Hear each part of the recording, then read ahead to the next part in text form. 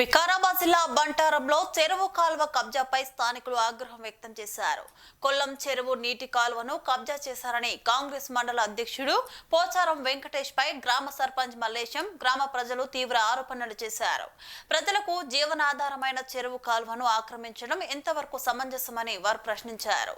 గ్రామ ప్రజలకు తాగునీటి సమస్య ఉండడంతో బోరు ఏర్పాటు చేయాలని ప్రయత్నిస్తుండగా కాంగ్రెస్ నాయకులు వచ్చి పనులను అడ్డుకోవడం పట్ల ప్రజలు ఆగ్రహం వ్యక్తం చేశారు.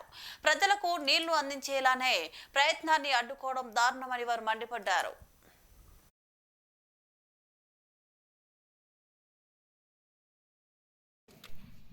బంటారం గ్రామంలో 12వ వార్డులో గత 50-60 ఏళ్ల నుంచి కూడా వాటర్ ప్రాబ్లం ఇక్కడ.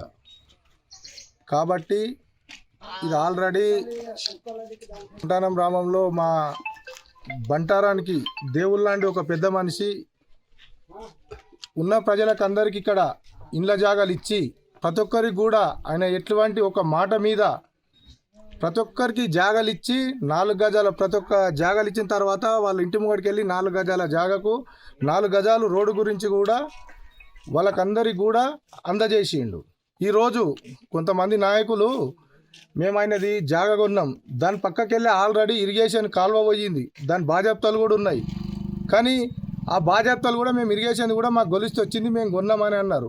దాన్ని ఎవరు ఆల్రెడీ కొన్నోళ్ళు కూడా ఇక్కడ ఇండ్ల జాగాలు కొన్నోళ్ళు కూడా ఉన్నారు. ఇదంతా మాకు ఆల్రెడీ 4 గజాల జాగ వచ్చింది, ఆ జాగాలో మేము వేసుకుంటామని నా దగ్గరకు వచ్చిండ్రు. మాకు అక్కడ వాటర్ కావాలి అని చెప్పి వార్డు మెంబరు ప్లస్ 12వ వార్డు మెంబరు 11వ వార్డు మెంబరు 11 ఇద్దరు వచ్చి మా దానికి ఇక్కడ మాకు వాటర్ లేవు, మాకు ఇక్కడ పాయింట్ చూపిస్తే ఇక్కడ మాకు రోడ్లో పడ్డాయి కాబట్టి మాకు ఇక్కడ బోర్ వేయండి అని చెప్పి నిన్న వారం రోజుల నుంచి అడిగితే నిన్న స్టార్ట్ చేసినాం. ఇక్కడ కాంగ్రెస్ ప్రెసిడెంట్ వెంకటేశం వచ్చి ఇదంతా మేము ఉన్నది ఆయనకు రిజిస్ట్రేషన్ కాలేదు ఎటువంటిది కూడా అని దౌర్జన్యంగా పోలీసు వాళ్ళని తెప్పించి నిన్న రూలింగ్లో ఉన్నాను నేను అని చెప్పి దౌర్జన్యంగా బోర్ను ఆపిచ్చిచ్చిండు 2 రోజుల నుంచి.